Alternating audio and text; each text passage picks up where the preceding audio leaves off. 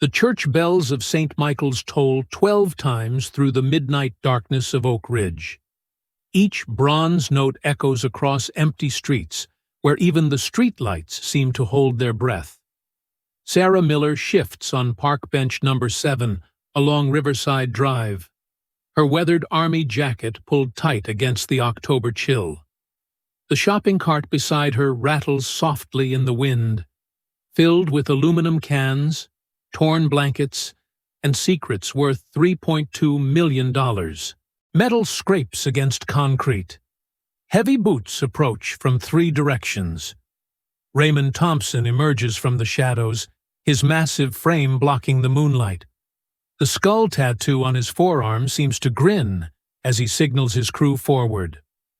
"Check the cart," he growls to his lieutenant Carlos Mendez. 4 Iron Skulls members form a circle around the supposedly sleeping homeless woman.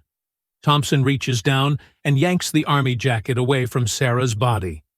His phone's flashlight illuminates her back, and suddenly, the tough biker who has terrorized Oak Ridge for 4 years freezes completely still. If you believe real heroes work in shadows to protect our communities, please subscribe to support this channel. Hit the like button to honor those who sacrifice normal lives for justice, and ring that notification bell so you never miss another incredible undercover operation story. Your support helps us share these amazing true stories of courage. The symbols covering Sarah's back tell a story that Thompson never expected to read on a homeless woman's skin. Intricate tattoos flow from her shoulders to her waist in patterns that only someone deep in the military world would recognize. The centerpiece makes his blood run cold. A red DEA seal with Operation Iron Fall inscribed beneath it in Gothic lettering. Above that, the designation 7 Delta 9 marks her as part of Ghost Protocol. Below, coordinates and dates form a timeline of surveillance that goes back 8 months. "Boss," Carlos whispers, his voice cracking slightly. "Those aren't regular tattoos. That's federal marking.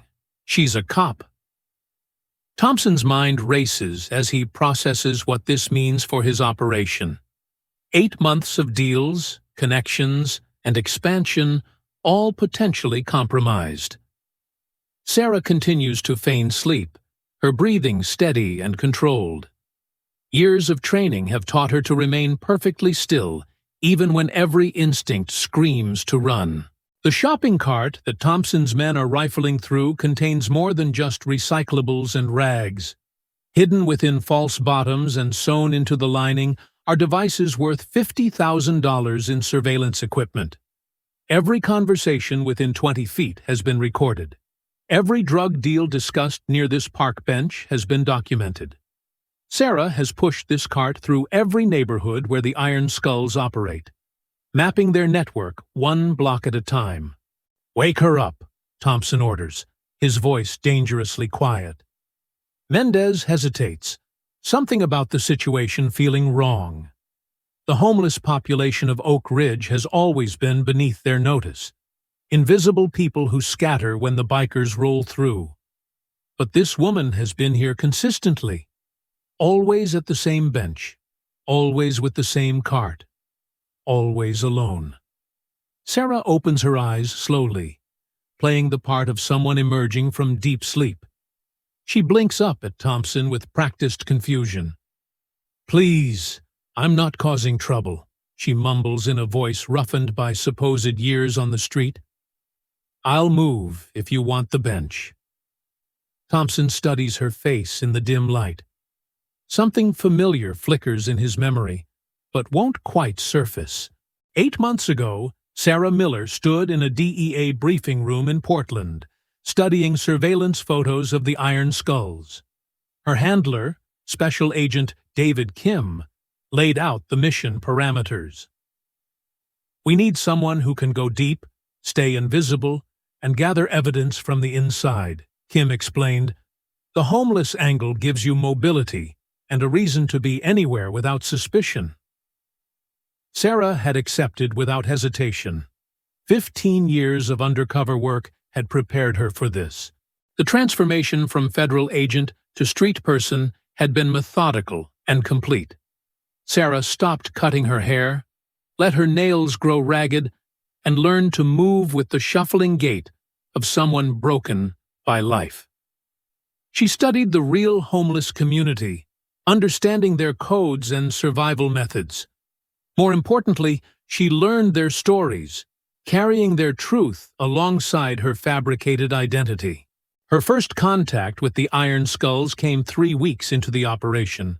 She had positioned herself outside their favorite bar, the Brass Monkey, sorting through trash bins when Thompson himself walked past. He had thrown a crumpled 20 at her feet without looking. She had mumbled thanks while memorizing every detail of his appearance. That night, she recorded his conversation with a dealer from Seattle, the first piece of evidence in what would become a massive case file. The shopping cart became her mobile command center over the following months. Agent Torres from the FBI had designed the surveillance system himself. Hidden cameras activated by pressure switches, microphones that could filter out wind and traffic to isolate conversations, GPS trackers that mapped every location she visited. The cart looked like garbage, but functioned like a $50,000 intelligence-gathering platform. Even the wonky wheel that seemed broken actually housed an antenna array. Sarah established her routine with military precision. Mornings at the church where Father O'Brien provided cover. Afternoons rotating through 3 parks where drug deals happened. Evenings near the warehouse district where the Iron Skulls stored their product. The other homeless people accepted her gradually. Some were genuine street people who needed protection. Others were undercover agents like Michael Torres, who played an old Vietnam veteran called Homeless Joe. Thompson circles Sarah slowly, his mind working through possibilities. The tattoos are too detailed to be fake, too weathered to be recent. Ghost protocol, he says aloud, testing the words. I heard about that unit in Afghanistan. Black Ops stuff that never made the official reports. Sarah maintains her confused expression. Inside, her pulse quickens as Thompson pieces together fragments of truth. You're going to tell me everything, Thompson says, producing a knife from his belt. The blade catches the streetlight as he tests its edge. Starting with who you really are and who sent you. Carlos and the other Iron Skulls members tighten their circle. Sarah calculates distances and angles. 4 opponents, armed, with Thompson as the primary threat. I don't know what you're talking about, Sarah insists, adding a tremor to her voice. These tattoos are from my service. I was in the army, got discharged, ended up here. She pulls her knees to her chest, making herself appear smaller. The universal body language of fear that she knows will make them overconfident. Father O'Brien appears at the edge of the park, his black cassock making him nearly invisible in the darkness. The 58-year-old priest walks with the measured pace of someone taking a late-night stroll. Gentlemen, he calls out in his Irish accent. Is there a problem here?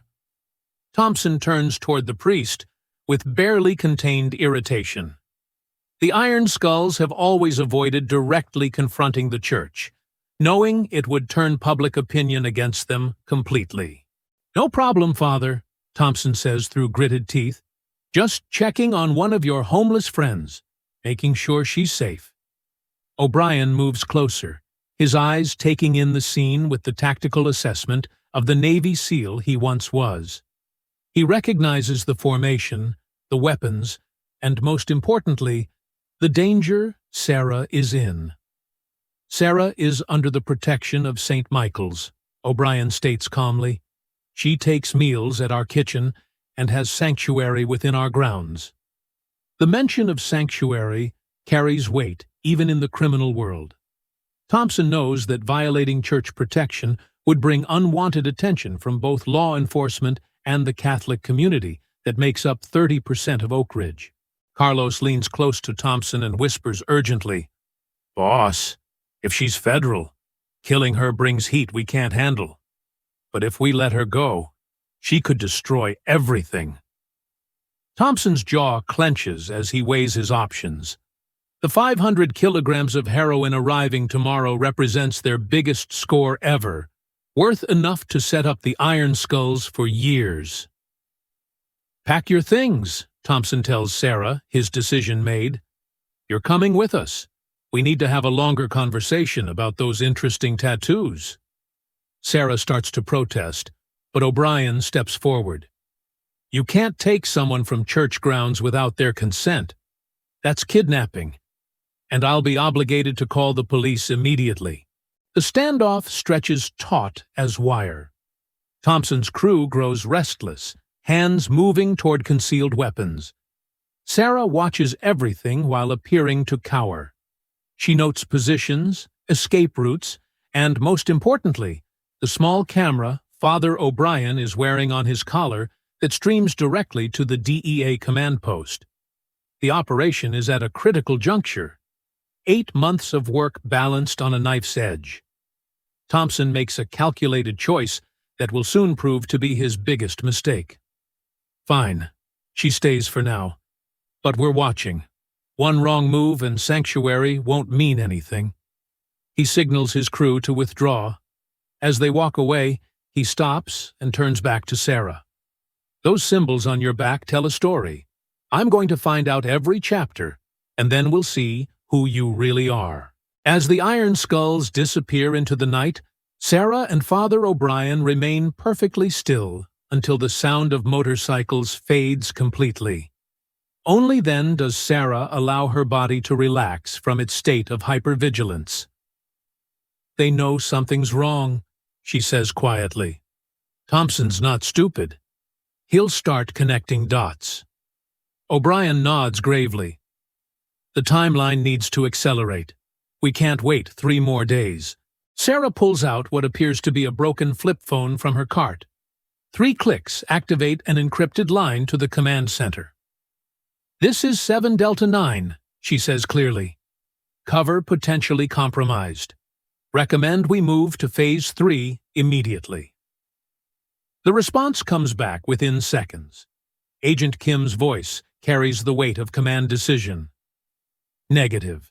Maintain cover. The shipment arrives tomorrow night. And we need those suppliers, not just the Iron Skulls."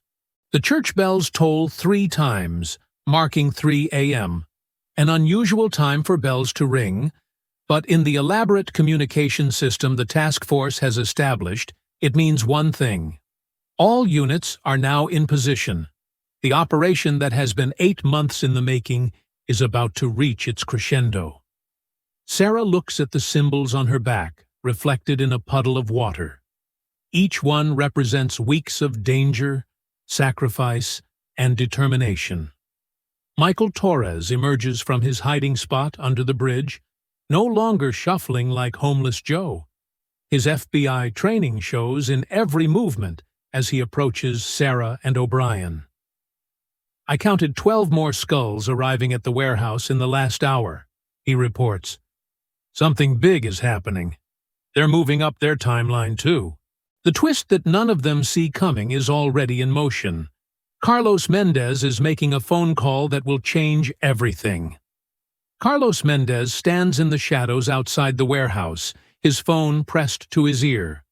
The person on the other end speaks in rapid Spanish, outlining a deal that will make him rich beyond the Iron Skulls. "Thompson's getting paranoid," Carlos says quietly. "He's about to blow the whole operation because of some homeless woman. I need to move the product tonight, with or without him." The voice on the phone belongs to Miguel Restrepo, a cartel representative who has grown impatient with Thompson's increasingly erratic behavior. 8 months of surveillance have made the Iron Skulls leader jumpy, seeing federal agents in every shadow. "We arrive at 3:15, Restrepo states. "Have the product ready. If Thompson interferes, handle it." Inside the warehouse, Thompson paces like a caged animal while his lieutenants prepare for tomorrow's supposed delivery. None of them know that Carlos has already redirected the shipment to arrive tonight. The symbols on Sarah's back have triggered something in Thompson's memory. He pulls out an old laptop and begins searching military databases he still has access to through corrupted contacts. "Ghost Protocol," he mutters, scrolling through classified files. "Joint operation between Delta Force and federal agencies. Specialists in deep cover infiltration." His screen fills with redacted documents. One name appears repeatedly, despite the blackouts. Miller, S. The pieces start forming a picture that makes his blood run cold. 8 months ago was exactly when federal indictments were unsealed against 3 other motorcycle clubs on the West Coast. Sarah maintains her position on the park bench, knowing that moving now would confirm Thompson's suspicions. Torres has retreated to his position under the bridge, ready to provide backup if needed. Father O'Brien has returned to the church, where 12 other undercover agents are positioned as homeless people seeking shelter. The nave looks like a sanctuary for the downtrodden but functions as a tactical command center. Agent Kim's voice crackles through Sarah's earpiece at 2:45 a.m. "Unexpected development. We're tracking 30 vehicles heading toward the warehouse. This isn't the planned shipment." Sarah processes this information quickly. Something has changed in the Iron Skull's operation. "Permission to investigate," she whispers. Kim hesitates before responding. "Granted, but maintain cover. We can't blow 8 months of work on bad intelligence." Sarah begins pushing her shopping cart toward the warehouse district, each squeaky wheel rotation measured and purposeful. The surveillance equipment inside automatically activates, recording everything within a 50-foot radius. She passes 3 Iron Skull's sentries who barely glance at the familiar homeless woman. Their attention is focused outward, watching for police, not inward at someone they've seen every day for months. The warehouse comes into view, and Sarah's trained eye immediately catalogs the unusual activity. Vehicles she doesn't recognize are positioned at loading bays, and men in expensive suits stand alongside the usual Iron Skull's members. She positions herself behind a dumpster that provides both cover and a clear sight line. The camera in her cart's handle feeds directly to the command center. You're probably wondering if Sarah should reveal herself now or wait. Drop your thoughts in the comments below. We read every single one and love hearing your tactical insights. Thompson emerges from the warehouse at 3 a.m. sharp, and his expression tells Sarah everything. He knows something is wrong but can't identify the source. Carlos stands beside him with barely concealed tension. The betrayal is moments away from erupting. "Where's the shipment?" Thompson demands. Carlos shrugs with practiced casualness. "Supplier moved it up. They'll be here in 15 minutes. "I didn't authorize that change." Thompson's voice carries lethal warning. His hand moves toward the gun beneath his leather jacket. Carlos takes a step back, suddenly surrounded by 6 men Thompson doesn't recognize. Cartel soldiers who have been infiltrating the warehouse over the past hour. "You're not in charge anymore, Raymond," Carlos announces. "Your paranoia is bad for business. Seeing feds everywhere, making everyone nervous." The confrontation Sarah has been waiting 8 months to witness is about to explode. But the twist is that both sides are about to discover they're surrounded by federal agents. She activates her emergency beacon. 3 clicks that signal every undercover agent in Oak Ridge to drop their cover and converge on the warehouse. Michael Torres sheds his homeless Joe persona like a snake shedding skin. His shuffling gait transforms into the measured stride of an FBI agent with 20 years of field experience. He pulls a concealed radio from his raggedy coat. "All units, this is Alpha 7. Situation escalating at warehouse. Requesting immediate backup. Code 3. The homeless camp under the Morrison Bridge suddenly comes alive with movement. 12 figures who have been living as vagrants for months reveal themselves as federal agents. They strip away layers of dirty clothing to reveal tactical vests. Shopping carts are overturned to retrieve hidden weapons and communication gear. The transformation takes less than 60 seconds. From society's forgotten to society's protectors. Father O'Brien stands in the bell tower of St. Michael's, his hand on the rope. At exactly 3:15 a.m., he pulls 7 times, each toll a signal to different units positioned around Oak Ridge. The SWAT team staged at the abandoned Riverside Mall receives the message. Captain Linda Hayes gives the order her team has been waiting for. All units roll. We have a go. Repeat. We have a go for Operation Iron Fall. 35 black vehicles begin moving through Oak Ridge's empty streets in perfect coordination. They approach the warehouse from 4 different directions, timing their arrival to create an inescapable net. The months of planning, the sacrifices made by undercover agents, and the patience of waiting all converge on this moment. Thompson and the Iron Skulls are about to learn they've been playing a game where every card was marked from the beginning. Sarah watches from her position as a black convoy of SUVs arrives at the warehouse. Miguel Restrepo steps out, flanked by 8 cartel soldiers. The 500 kilograms of heroin are in the vehicles, enough to supply the entire Pacific Northwest for months. What Restrepo doesn't know is that each package has been tagged with GPS trackers. The DEA has been following this shipment since it crossed the border.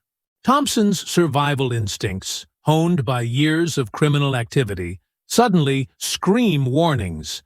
Something about the timing feels orchestrated. He scans the perimeter and notices things that don't add up. Too many homeless people moving with purpose, vehicles positioned at strategic points, and most tellingly, Sarah Miller pushing her shopping cart directly toward the warehouse despite the obvious danger. It's a setup, Thompson roars, pulling his weapon. Chaos erupts as Iron Skull's members and cartel soldiers realize simultaneously that they're surrounded. But the trap has already been sprung. From every direction, voices amplified by loudspeakers command, "Federal agents, drop your weapons. You are completely surrounded." Sarah stands up from behind the dumpster, no longer hunched like a broken woman. Her true posture reveals years of military training and federal service. She pulls off the ragged wig she's worn for 8 months. Underneath, her natural blonde hair is cut short and professional. The transformation is so complete that several Iron Skulls members don't recognize her. This confident federal agent bears no resemblance to the homeless woman they've ignored for months. "Raymond Thompson," Sarah calls out, her voice carrying the authority of her true position. "Special Agent Sarah Miller, DEA. You're under arrest for drug trafficking, racketeering, and conspiracy to commit murder." She holds up her badge. The gold shield catches the warehouse floodlights. "That's right, Raymond. You've been feeding information to a federal agent for 8 months. Every conversation, every deal, every crime recorded and documented." Thompson's face cycles through emotions, disbelief, rage, and finally a twisted respect. He actually laughs, the sound bitter and accepting. "The symbols on your back, they weren't just tattoos, were they?" Sarah shakes her head. "UV ink that appears under certain light, changed weekly to update the operation status. You only saw them because we wanted you to." In the next 5 minutes, 35 SWAT vehicles will converge in an incredible tactical operation. Do you think Thompson will surrender or try to fight his way out? The final twist about the corrupt cops will absolutely blow your mind. Keep watching. Carlos Mendez attempts to flee toward his prepared escape route. He makes it 10 feet before Agent Torres tackles him from behind. "Going somewhere, Carlos?" Torres says, securing zip-tie handcuffs. "We've been monitoring your side deal for 3 weeks. Did you really think the cartel would protect you? The warehouse parking lot transforms into a war zone of lights and sirens as SWAT vehicles pour in from every entrance. Officers in full tactical gear establish a perimeter that makes escape impossible. Captain Hayes coordinates the operation with military precision. Teams designated for specific targets move in synchronized waves. The Iron Skulls members, caught between federal agents and cartel soldiers who are also being arrested, realize the hopelessness of resistance. Weapons clatter to the ground as hands raise in surrender. The evidence Sarah has collected over 8 months gets displayed in devastating detail. Agent Kim arrives with a team of prosecutors who begin reading from prepared indictments. Raymond Thompson, you are charged with 47 counts of drug trafficking. Kim's voice carries across the warehouse. Carlos Mendez, 18 counts of conspiracy to distribute. Michael Patterson, 12 counts of money laundering. The list continues, naming every single Iron Skulls member and their specific crimes. But the most shocking revelation comes when Kim produces a leather-bound ledger recovered from Thompson's office.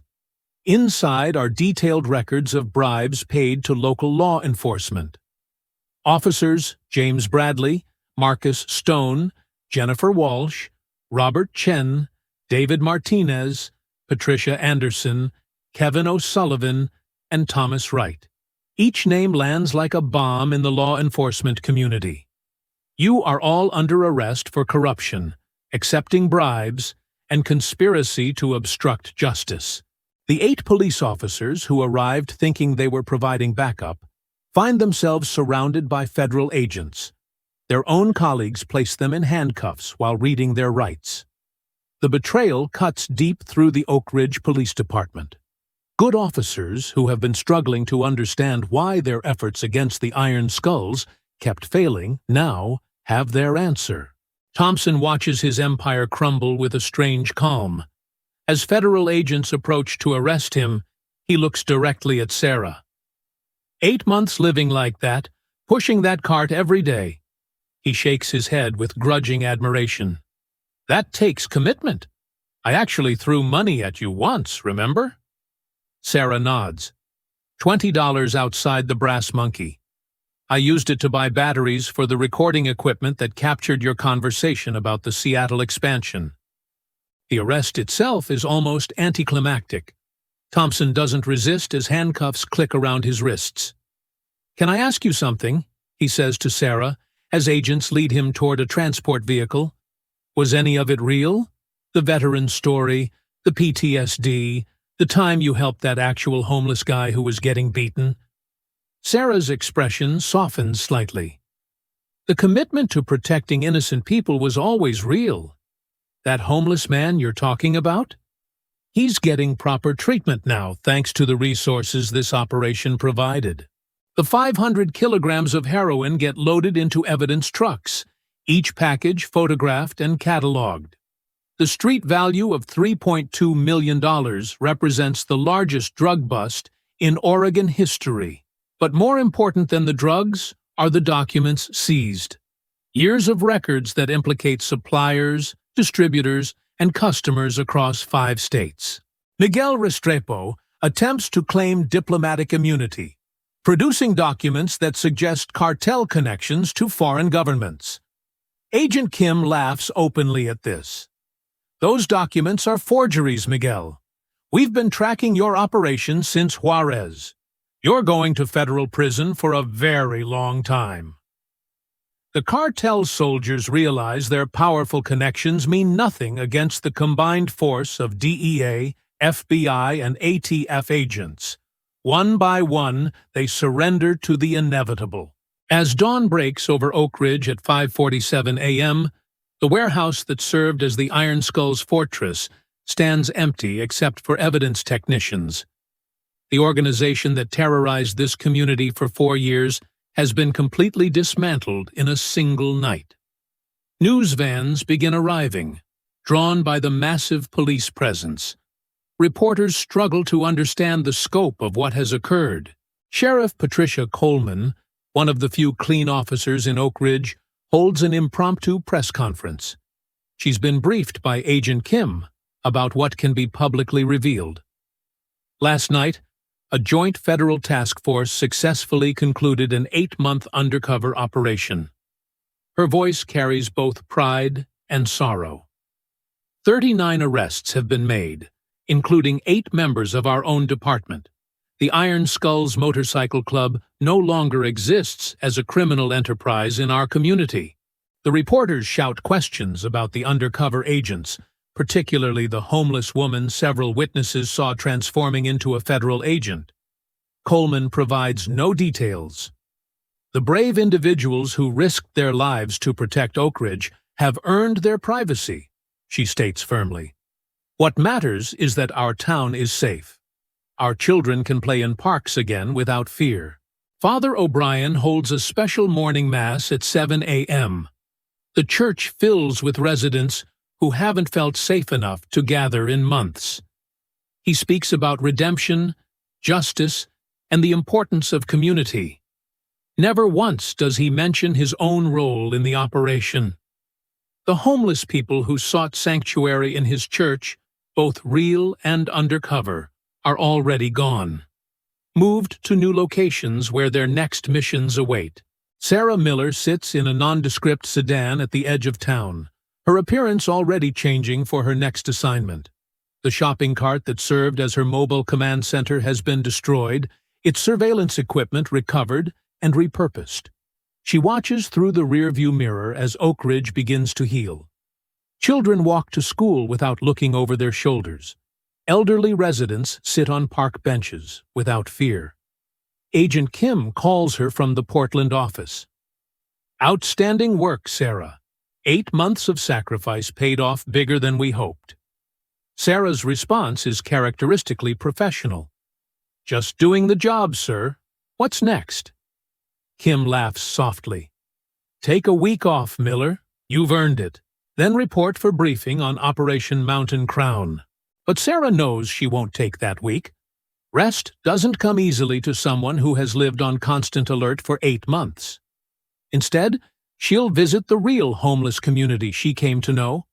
Many of them provided unwitting cover for the operation, and she's arranged for social services to help them find housing and treatment.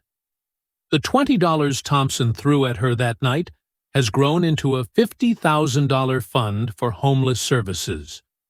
Drug money seized and redirected toward healing. Michael Torres appears at her car window, no longer looking like Homeless Joe. His FBI credentials hang from his neck. Hell of an operation, Miller, he says with genuine respect. Maybe we'll work together again sometime. Sarah nods, knowing that in their line of work, paths often cross in unexpected ways. Take care of yourself, Torres, she says, then adds with a slight smile, and maybe skip the method acting next time. You really did smell authentic. As Sarah drives out of Oak Ridge, she passes the park bench where she spent so many nights. It looks different in the morning light, just an ordinary bench in an ordinary town. But nothing about the last 8 months has been ordinary. Every moment of discomfort, every danger faced, every small victory led to this morning when 39 criminals woke up in federal custody instead of planning their next crime.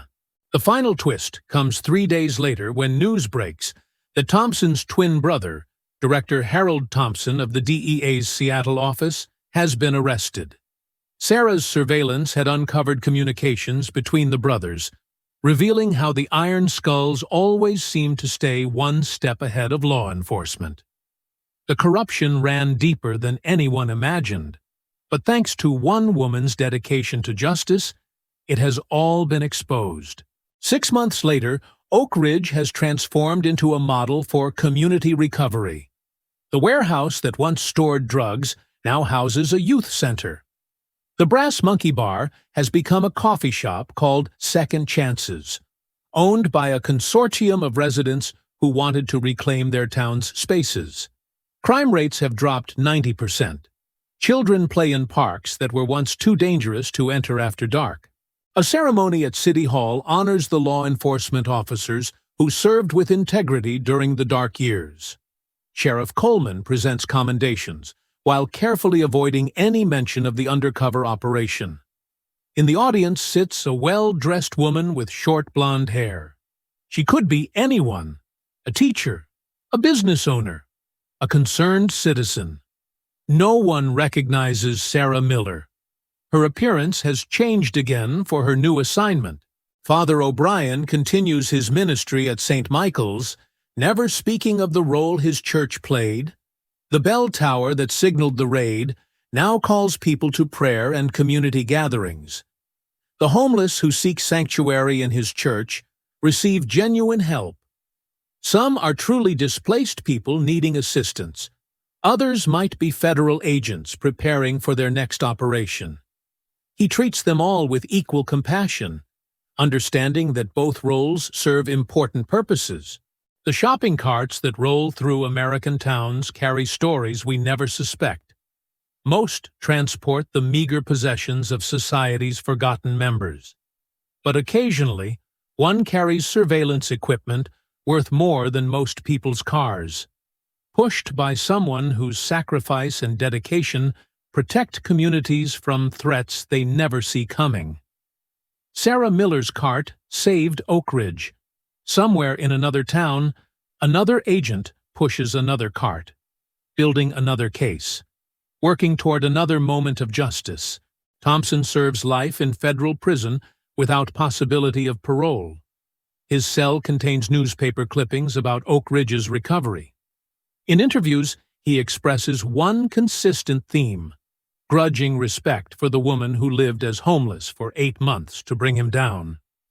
"She earned that victory," he tells a documentary filmmaker. "I've done terrible things, but I can respect dedication like that.